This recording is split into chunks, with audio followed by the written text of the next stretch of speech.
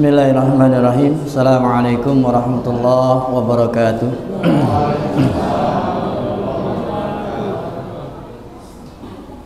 Alhamdulillahilladzi amarana bil ittihadi wal i'tisami bihablillahil matin. Asyhadu an la ilaha illallah wahdahu la syarika lah. Iyyahu na'budu wa iyyahu nasta'in. Wa asyhadu anna Muhammadan 'abduhu wa rasuluh al-mab'utsu rahmatan lil alamin. Allahumma shalli wa sallim wa barik ala sayyidina Muhammadin wa ala alihi wa ashabihi ajma'in, amma ba'du. Bapak, Ibu dan saudara-saudara, alhamdulillah selalu kita bersyukur kepada Allah tabaraka wa taala ala kulli hal, dalam setiap keadaan, baik dalam keadaan lapang maupun dalam keadaan sempit, baik dalam keadaan senang maupun dalam keadaan susah, baik dalam keadaan sehat maupun dalam keadaan sakit. La in syakartum la azidannakum wa la in kafartum inna adzabi lasyadid. Allah janji siapa yang bersyukur, selalu bersyukur, maka Allah akan tambah lagi nikmatnya. Alhamdulillah, salah satu bentuk rasa syukur kita kepada Allah tabaraka wa taala, Allah berikan kita kemampuan untuk bisa melakukan ketaatan, yaitu baru saja kita melaksanakan salat maghrib dengan berjamaah. Berharap kepada Allah tabaraka wa taala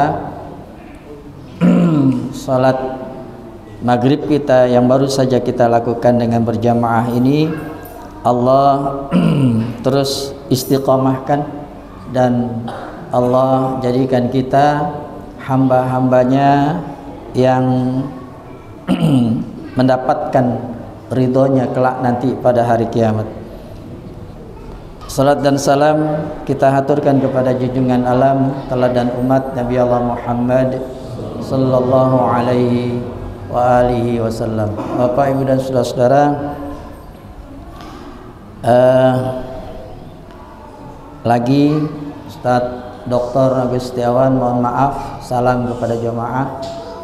Tadi sore pada asyar beliau menerima tamu di pesantrennya di Gunung Putri. Memang nggak lama, tapi kalau setelah menerima tamu kemari khawatir kagak nggak kuber waktunya, kepengen hadir tapi rasa-rasanya sulit untuk bisa ngejar waktu maghrib di Al-Furqan. Makanya izin ya, mohon maaf kepada jemaah di Al-Furqan untuk bulan ini, pekan ke-3, malam Jumat ke-3 ini belum bisa hadir. Lalu Bapak dan Ibu-ibu dan saudara-saudara, hari Ahad besok tanggal 20 Agustus kembali nanti kita DMI Ranting Sumur Batu akan melaksanakan subuh putih atau silaturahim subuh yang insya Allah besok, hari Ahad besok, akan dilaksanakan di Masjid Raya Al-Mustaqim di Jalan Nilam Raya ya, Masjid Raya Al-Mustaqim. Seperti biasa acaranya salat subuh berjamaah dilanjutkan dengan mau'idhah subuh, insyaallah akan disampaikan oleh Ustaz Dr. Andes Reja, siapa namanya, saya lupa bawa undangan di sini ya. Insyaallah temanya tentang mensyukuri nikmat kemerdekaan. Bapak, Ibu dan saudara-saudara, berhubungan dengan kemerdekaan, makanya saya mencoba untuk kita sama-sama, Bapak Ibu, nih saya sudah share sih di grup jamaah yang masuk di grup jemaah Al-Furqan ya. Ini ada ada puisi dari Taufik Ismail ya. Nanti saya gabungkan dengan tulisan yang menceritakan tentang bedanya Indonesia sama Saudi Arabia. Saya bacakan dulu puisi dari Taufik Ismail. Jangan teriak merdeka, malu kita. Judulnya itu ya. Jangan teriak merdeka, malu kita. Karya Taufik Ismail. Negeri ini masih dicekik ribuan triliun hutang berbunga haram. Jika negeri ini telah mampu melunasi hutang itu, silakan teriak merdeka. Jika belum mampu, lebih baik diam dan berpikir. Malu kita. Banyak anak negeri yang hanya jadi babu di negeri orang. Mereka seringkali disiksa dan dianiaya. Jika negeri ini belum mampu memulangkan mereka, memberi pekerjaan layak dan mensejahterakan, jangan teriak merdeka. Lebih baik diam dan berpikir. Malu kita. Negeri Katulistiwa ini dihampari kekayaan alam yang luar biasa, namun dikelola oleh orang lain. Rakyat hampir tak menikmatinya. Jika kekayaan alam ini belum bisa dikuasai negara, jangan teriak merdeka. Lebih baik diam dan berpikir. Malu kita. Kemiskinan dan pengangguran semakin meluas. Terasa berat untuk bisa hidup layak. Bahkan harga-harga terus merangkak naik. Ditambah pajak kian mencekik. Jika masih meluas kemiskinan, jangan teriak merdeka. Lebih baik diam dan berpikir. Malu kita. Anak negeri tengah terjerembab watak amoral. Narkoba merajalela. Seks bebas liar menyasar siapa saja. Porno aksi dan pornografi makin menggila. Jika anak bangsa masih amoral, jangan teriak merdeka. Lebih baik diam dan berpikir. Malu kita. Demokrasi korporasi mencengkram negeri ini. Keuangan yang maha kuasa, korupsi menjadi budaya, kolusi makin menganga, kerugian uang rakyat tak terkira. Jika perilaku ini masih mewarnai bangsa, jangan teriak merdeka.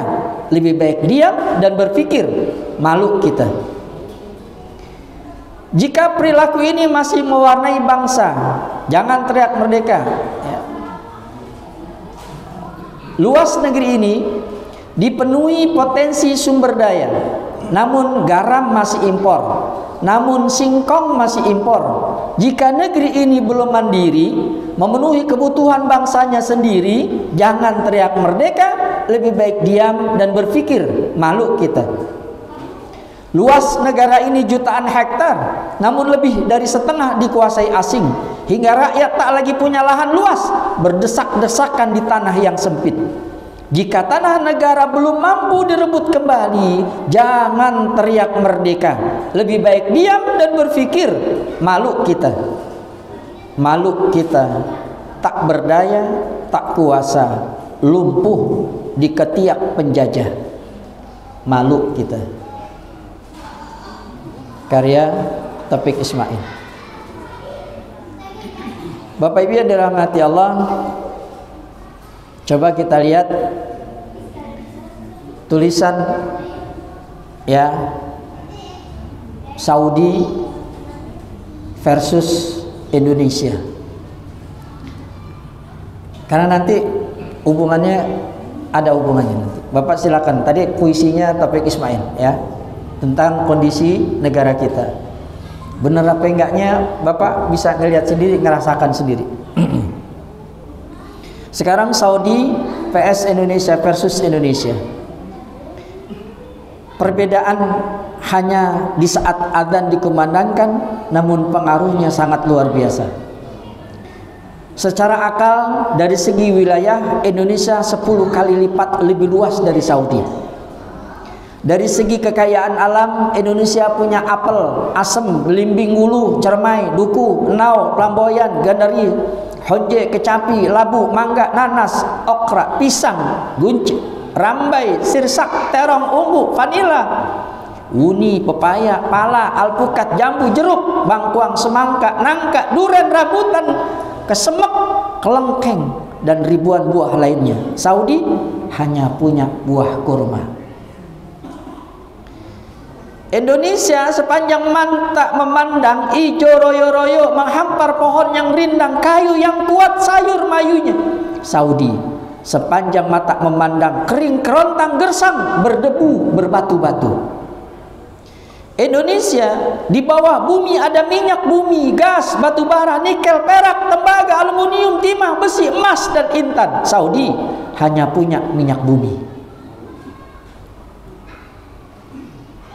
Indonesia di atas bumi ada minyak kelapa, minyak sawit, minyak jagung, minyak kedelai, minyak orang aring, minyak jelantah, apalagi. Saudi hanya punya minyak zaitun. Indonesia sepanjang tahun cuaca segar. Saudi musim panas membakar kulit, musim dingin meremukkan tulang. Indonesia punya ayam, bebek, burung, puyuh, ya, merak, kijang, kambing, sapi, kerbau, gurame, lele, ikan mas, belut, dan mujair. Saudi hanya punya unta, kambing, dan sapi. Indonesia punya 17.000 pulau. Saudi nggak punya satu pulau pun. Indonesia dikelilingi lautan penuh ikan, kering, kepiting, rumput laut, dan mutiara. Saudi hanya secuil sambungan dari Laut Merah. Kenapa Saudi yang penduduknya sedikit kaya raya? Kenapa Saudi yang wilayahnya kecil kaya raya? Kenapa Saudi yang hanya punya pohon kurma? Kenapa Saudi yang hanya punya pohon kurma kaya raya? Jawabnya adalah ketika azan berkumandang. Jawabnya adalah ketika azan berkumandang. Lihatlah di mana petani Indonesia ketika azan berkumandang, dan di mana petani Saudi ketika azan berkumandang. Di mana pedagang Indonesia ketika azan berkumandang, dan di mana pedagang Saudi ketika azan berkumandang. Di mana pejabat Indonesia ketika azan berkumandang, dan di mana pejabat Saudi ketika azan berkumandang.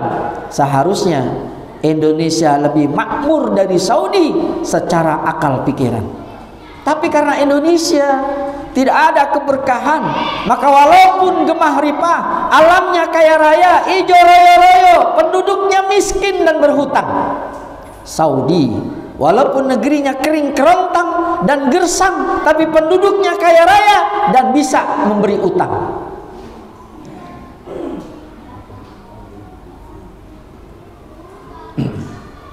Indonesia makin terpuruk dan nyaris terkutuk lantaran meninggalkan sholat tepat waktu dan berjamaah.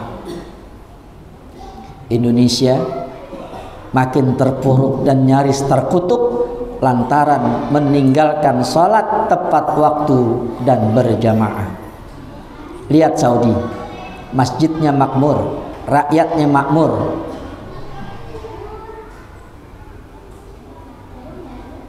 Turki mulai karena rakyatnya berbondong-bondong untuk sholat berjamaah di masjid. Bapak Ibu yang dirahmati Allah, coba kita perhatikan surat Thaha. Surat Thaha ini surat ke-20 dalam Al-Quran, ayatnya 132. A'udzu billahi samii'il 'aliim minasyaitonir rajim. Bismillahirrahmanirrahim. Wa'mur ahlaka bis-salati wastabir 'alaiha. Wa'mur ahlaka bis-salati wastabir 'alaiha. Dan perintahkanlah kepada keluargamu untuk mendirikan salat. Perintahkanlah kepada keluargamu untuk mendirikan salat. Maksudnya salat tepat waktu. Wastabir 'alaiha, dan bersabarlah kamu dalam mengerjakan salat berjamaah di masjid. La nas'aluka rizqan, la nas'aluka rizqan. Kami, kata Allah, tidak meminta rizki kepadamu. Nahnu narzukuk, kami yang akan memberikan rizki kepadamu.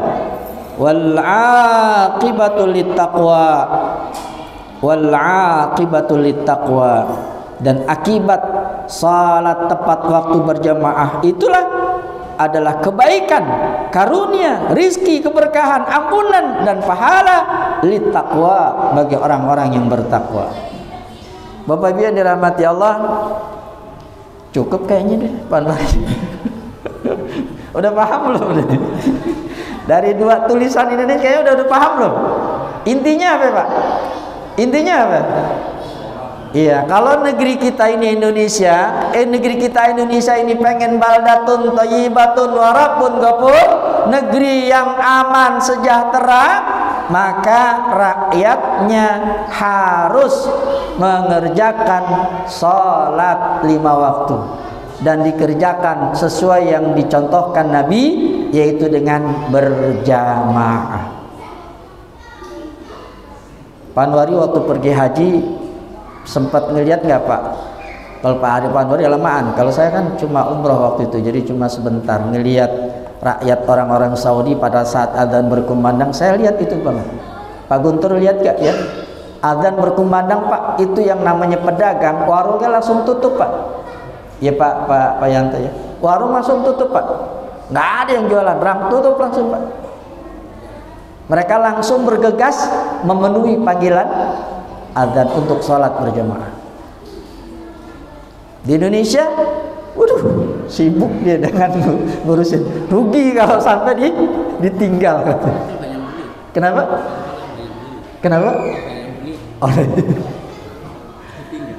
di sini ada, tapi bukan di Sumur Batu, ada di Rawamangun. Saya biasa belanja di kalau belanja herbal itu, beli herbal itu. Ya di Rawamangun ya, di Rawamangun itu bukan Pak, di apa Haipa, di depan Jalan Pramuka ada Haipa. Dia punya fotonya, ada tokonya, ada berapa toko di punya sana. Ya. Itu kalau 5 menit 10 menit ya, 10 menit sebelum adzan berkumandang dia udah memperingatkan gitu. Ya maaf Pak, nanti pas adzan kita rehat untuk istirahat sholat gitu ya. Jadi pembeli itu paham. Misalnya ada ibu-ibu yang kebetulan dia nggak sholat, misalnya, jadi nungguin Pak, nungguin di luar, nungguin sampai dibuka itu. Dan ternyata nggak lari Pak, nggak pergi kemana-mana, gitu. Nggak pergi kemana-mana. Ada juga beberapa ya pedagang-pedagang Indonesia dimulai, tapi kebanyakan pedagang Indonesia adzan berkumandang asik dia masih berjualan. Keberkahan hilang jadinya. Keberkahannya hilang.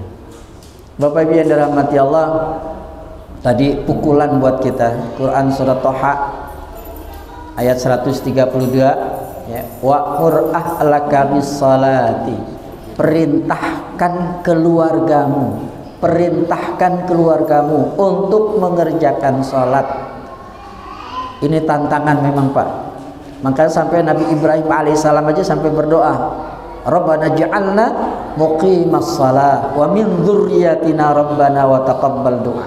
Nabi Ibrahim aja sampai minta sama Allah agar keluarganya bukan cuma mereka Nabi Ibrahim dan tapi juga wa min dzurriyyatina, keturunan-keturunannya juga menjadi orang-orang yang menegakkan salat. Jadi doa Nabi Ibrahim ini bisa kita pakai Pak. Terus jangan sampai kita nggak berdoa dengan doa Nabi Ibrahim, agar anak istri kita, anak kita, keturunan kita adalah orang-orang yang selalu menegakkan salat. Kita minta sama Allah. Bapak Ibu yang dirahmati Allah, kemarin saya di RT 15 acara syukuran ya. Karena memang tausiah, katanya kalau tausiah itu nggak lama gitu Pak. Ya. Saya membawakan surat Quraisy ya, surat Quraisy ini surat ke-106. Ada 4 ayat di sana. Nanti bisa dilihat di surat Quraisy itu, Bapak Ibu yang dirahmati Allah, itu mengisahkan tentang kebiasaan orang-orang Quraisy, liila fi Quraisy, karena kebiasaan orang-orang Quraisy itulah ila fi rihlatash syita'i wa shaib. Mereka biasa rihlah, juga berdagang dan lain sebagainya gitu, di musim semi, di musim panas dan di musim dingin. Falyabudu rabb hadzal bait ya. Maka Allah memerintahkan mereka untuk falyabudu rabb hadzal bait, untuk beribadah menyembah Allah rabb hadzal bait, Tuhan rumah itu, rumah ini yang dimaksud adalah Ka'bah. Salat maksudnya. Salat. Disuruh salat.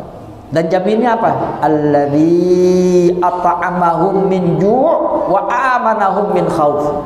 Kalau mau ngerjain salat, maka Allah akan tutup laparnya, Allah akan kenyangin dia, dan Allah akan berikan rasa aman. Pak, kita hidup di dunia ini cuma dua sebenarnya. Kita pengen aman, dan kita pengen perut kita kenyang terus. Benar apa benar? Kalau orang udah perutnya kenyang, terus dia aman, selesai Pak, udah. Nggak macem-macem udah. Benar Pak RW ya?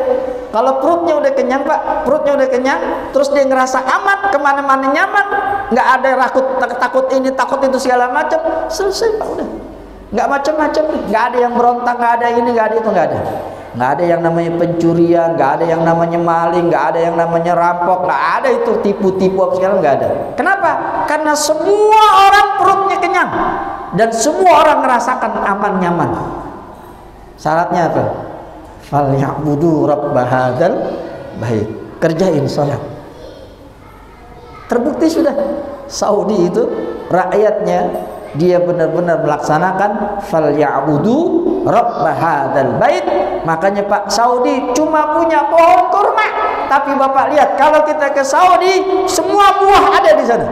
Mau nyari buah apa? Ada di sana. Padahal pohonnya cuma ada pohon kurma doang. Bapak mau nyari apel ada, Bapak mau nyari pir ada, Bapak mau rambutan ada, semua ada di sana Pak. Ya, semuanya ada di sana. Kenapa?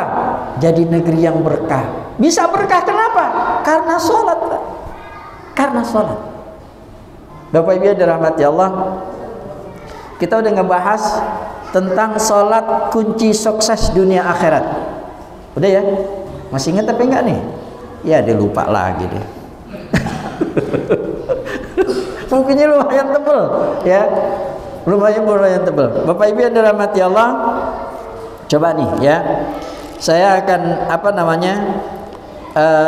membacakan saya akan membacakan tentang satu ayat yang menegaskan bahwa dengan sholat Bapak Ibu ya, dengan sholat maka ya udah hidup kita akan bahagia dunia akhirat. Suratnya Bapak Ibu nanti lihat di surat ke-24. Surat ke-24 surat An-Nur. Surat An-Nur ayat 55. Ya.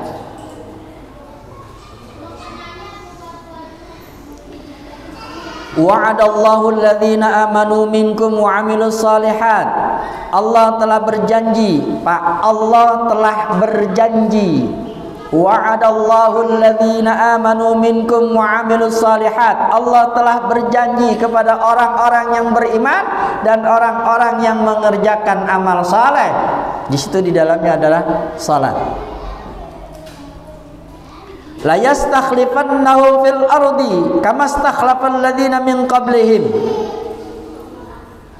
Bahwa Allah sungguh-sungguh akan menjadikan mereka berkuasa di muka bumi sebagaimana Allah telah menjadikan orang-orang sebelum mereka berkuasa. Kita tahu Rasulullah SAW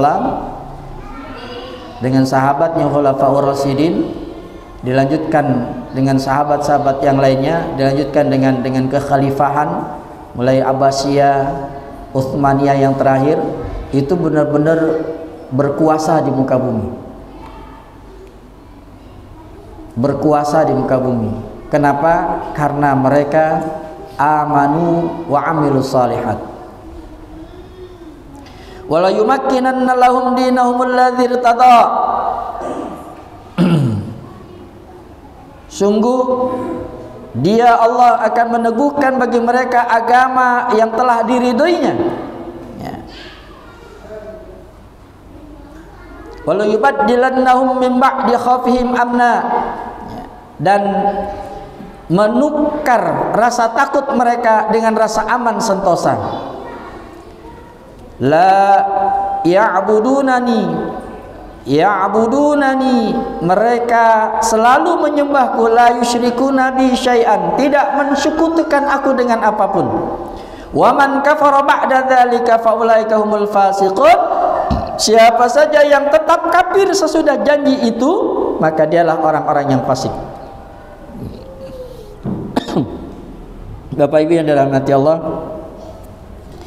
ini jadi ukuran Bapak Ibu, jadi ukuran bahwa kalau kita benar-benar melakukan satu tadi amal soleh itu tadi apa namanya, salat berjamaah, salat tepat waktu, salat berjamaah, maka itu janji Allah dan udah ditetapin, sudah ditunaikan, janji Allah sudah ditunaikan dan sudah terjadi di zaman Nabi, bahkan di zaman tabi'in ya, tabi'in Umar bin Abdul Aziz, keturunan Umar bin Al-Khattab ya, cucunya Umar bin Al-Khattab, itu digambarkan selama sekian tahun itu di pemerintahan beliau Umar bin Abdul Aziz itu rakyatnya itu sampai kalau ada orang mau ngasih sedekah nggak mau Pak. Kenapa? Karena dia juga pengen ngasih sedekah. Udah pernah terjadi, dan nanti kata Nabi nanti akan terjadi di mana kita pengen sedekah tapi orang kagak mau terima karena dia juga pengen sedekah. Makanya mumpung masih ada orang yang mau terima sedekah, ayo kita sedekah. Jangan sampai nanti udah tiba waktunya, saatnya nanti kata Nabi, ini prediksi Nabi, dia akan terjadi nanti di mana orang-orang nanti benar-benar dalam keadaan mampu, dalam keadaan sejahtera, dalam keadaan nyaman, dia pengen sedekah, tapi orang yang diminta, orang yang kasih sedekah dibilang maaf, saya juga pengen sedekah, kagak mau Pak, nggak mau terima Pak. Subhanallah. Kira-kira gimana tuh bayangannya Pak? Itu gambaran kayak apa pada saat seperti itu Pak? Masya Allah. Kenapa Pak? Nah, Pak Mari nanya, kita ngalamin apa enggak Pak Guntur? Masya Allah, kita ngalamin gak ya? Allahu Akbar, Allahu Akbar. Bapak Ibu yang dirahmati Allah, saya pengen tutup dengan Bapak Ibu, saya pengen tutup kita ini yang sudah melaksanakan apa yang diperintahkan Allah, kita sudah sholat dengan tepat waktu, dengan berjamaah, maka wastabir 'alaiha, bersabarlah kata Allah dalam mengerjakan ketaatan ini, yaitu sholat tepat waktu dengan berjamaah. Bersabarlah, tantangannya banyak memang Bapak Ibu, tantangannya banyak ya. Untuk ninggalin tadi sholat maghrib aja, mungkin di antara kita ada yang pengen ini, ada yang pengen itu, ada yang kerjaannya nanggung, ada yang macam-macam ya. Tantangannya banyak Bapak Ibu ya, apalagi kalau waktu zuhur ya, waktu asyar, yang kerja itu Masya Allah ya. Itu saya dulu pernah kerja, saya dulu pernah jadi karyawan, ngerasain banget Bapak Ibu ya. Pada saat ada klien masuk sholat itu udah bingung itu ya, mau ditinggal sayangnya kan. kalau nggak ditinggal, kita udah ninggalin perintah Allah untuk sholat tepat waktu. Masya Allah. Bapak Ibu yang dirahmati Allah, oleh karenanya Allah menyatakan wastabir 'alaiha, bersabarlah dalam melaksanakan ketaatan sholat berjamaah, itu khususnya sholat berjamaah. Mudah-mudahan Bapak Ibu ya, kita yang sudah apa namanya sudah melakoni ini ya, Allah berikan keistimewaan kepada kita, keistiqomahan kepada kita, Allah berikan kesabaran kepada kita dalam benak kita Bapak Ibu, dalam benak kita yang harus kita yakinin bahwa kalau kita melakukan ketaatan kepada Allah, sekali lagi, kalau kita melakukan ketaatan kepada Allah, Allah jamin hidup kita. Allah jamin hidup kita. Allah jamin hidup kita. Saya ambil contoh Bapak Ibu, waktu Nabi hijrah, banyak ya contoh-contoh yang lain. Saya ambil contohkan waktu Nabi hijrah. Waktu Nabi hijrah, itu Nabi sebelum dapat izin dari Allah untuk ninggalin kota Mekah, sebelum dapat izin dari Allah, dapat ridho dari Allah untuk ninggalin kota Mekah, Nabi nggak ninggalin kota Mekah, nggak berani Nabi ninggalin. Setelah dapat izin baru Nabi melakukan hijrah, melakukan perjalanan ke Madinah. Coba lihat, karena Allah sudah izinkan, maka segala sesuatu yang dilakukan Nabi dijaga. Nggak ada sedikit pun yang bisa membahayakan Nabi, nggak ada. Tidak ada satupun makhluk yang bisa mencelakakan Nabi, yang bisa mencegah Nabi, itu nggak ada, karena dijaga sama Allah. Gitu juga kita Bapak Ibu, kalau kita melaksanakan perintah-perintah Allah pasti baik, pasti Allah akan berikan kebaikan kepada kita. Tidak ada satupun perintah Allah yang menyengsarakan kita, nggak ada. Yang membuat kita sengsara, yang membuat kita hidupnya tidak baik, yang membuat hidup kita tidak mendapatkan kesejahteraan, nggak ada. Semua perintah Allah, salatkah, puasakah, hajikah, sedekahkah, semua perintah Allah itu mendatangkan kebaikan kepada kita. Yakin itu. Makanya kalau kita udah ngerjain pasti datang lagi. Dan itulah yang dilakukan oleh saudara-saudara kita, ya, yang mereka diantaranya ada yang pedagang, ya, diantaranya ada pedagang. Juga saya pernah nemuin kantor, ya. Oh di sini juga ada nih di Naisu. Ada yang pernah belajar di Naisu Serdang. Naisu Sumur Batu tapi posisinya di Serdang. Naisu, ya, Naisu. Jual bukan Pak, ya perabotan segala macam gitu, ya, Naisu. Itu kalau waktu sholat Pak ditulis Pak, maaf waktu sholat gitu. Mereka rehat waktu sholat. Subhanallah, nggak tahu yang punya siapa sih, nggak tahu tuh, ya. Tapi Naisu itu benar-benar gitu. Waktu sholat mereka sholat. Mereka nggak ngelayanin konsumen. Dan ternyata konsumen nggak lari kemana-mana. Pembeli nggak lari kemana-mana. Itulah satu contoh bahwa kalau kita taat melaksanakan perintah Allah, Allah nggak akan rugiin kita.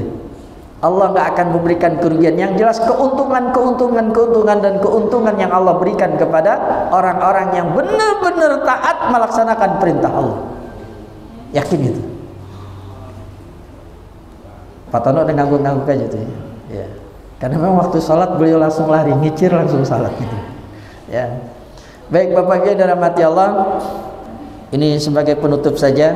Dan kalau dilanjutin nanti banyak lagi, tapi yang jelas tentang bermujahadah untuk mengerjakan sholat, menyempurnakan sholat, dengan cara kita sholat sesuai apa yang dicontohkan oleh Nabi SAW, maka pasti Allah akan memberikan keberuntungan kepada kita.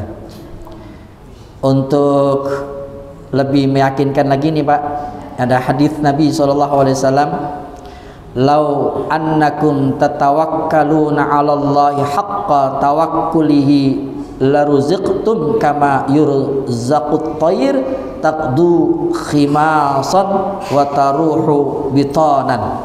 Ya, ini hadisnya diriwayatkan oleh Imam Tirmidzi, ya, sahih, dari Umar ibn Al-Khattab radhiyallahu anhu. Apa kata Nabi? Sekiranya kalian bertawakal kepada Allah, kalian bertawakal kepada Allah, berserah diri kepada Allah, apa yang Allah perintahkan, apa yang Allah larang, sami'na wa ata'na, la ruziqtum, ya, la ruziqtum, niscaya kalian diberikan rizki, kama yurzaqut thair, sebagaimana halnya Allah memberikan rizki kepada burung. Pak, burung itu pergi terbang pagi-pagi dalam keadaan lapar, pulang dalam keadaan kenyang, ya. Bukan burung yang di dalam sangkar, ya, tapi burung yang burung yang bebas, Itu burung pagi-pagi keluar Pak, keluar dari sarangnya, burung yang bukan dalam sangkar ya, keluar dari sarangnya, pulang dalam keadaan kenyang Pak. Ya. Lalu ia pergi dengan perut kosong dan pulang dengan perut kenyang. Makanya Bapak Ibu yang dirahmati Allah, nggak usah khawatir, nggak usah khawatir. Kalau Allah sudah perintahkan, Allah sudah larang, lalu kita sami'na wa ata'na, kita tawakal kepada Allah tabaraka wa ta'ala, Allah kasih kita rezeki. Nggak akan, Allah kasih kita rezeki, Allah kenyangin kita, Allah akan berikan rasa aman kepada kita. Bapak Ibu yang dirahmati Allah, ini yang bisa saya sampaikan sebagai ganti dari Ustaz Dr. Agustiawan. Mudah-mudahan ini bisa menjadi mau'idhah hasanah buat kita semua, mobil khusus buat saya yang berbicara di sini, karena memang Bapak Ibu, wa'mur ahlaka bisalah, ngajak keluarga kita untuk sholat ini tantangannya berat, apalagi zaman sekarang, zamannya disuruh sholat masih aja megang HP ya, disuruh sholat masih, bukan anak Bapak aja, anak saya juga demikian Pak. Masih Pak ya, Masya Allah ya. Makanya tantangannya berat Bapak Ibu. Baik, mudah-mudahan Allah berikan kemampuan kepada kita, Allah berikan keistiqomahan kepada kita untuk bisa melakukan ketaatan, yaitu khususnya salat tepat waktu dengan berjamaah. Udah masuk ya waktu? Baik, kalau gitu kita akhiri, kita tutup sama-sama dengan membaca kafaratul majlis. Subhanakallahumma bihamdika asyhadu an la ilaha illa anta astaghfiruka wa atubu ilaik. Lebih kurangnya mohon maaf. Hadanallahu wa iyyakum ajma'in. Assalamualaikum warahmatullahi wabarakatuh.